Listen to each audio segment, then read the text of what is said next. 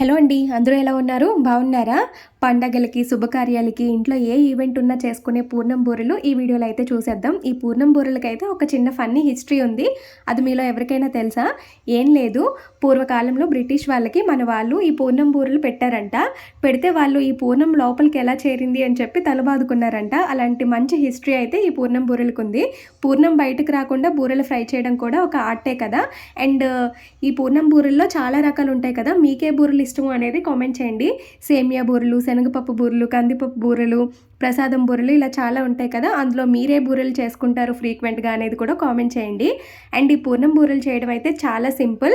దీనికోసం నేను అడ ప్రిపేర్ చేసుకోవడానికి అయితే 1 గ్లాస్ మినప్పప్పుకి 2 గ్లాసెస్ రైస్ వేసుకొని నానబెట్టుకొని అది గ్రైండ్ చేసుకున్న తర్వాత కొంచెం బెల్లం పాకం కలుపుకొని అడ అయితే ప్రిపేర్ చేసుకున్నాను. ఫైనల్గా బూరెలు అయితే ఇలా వచ్చేసాయి.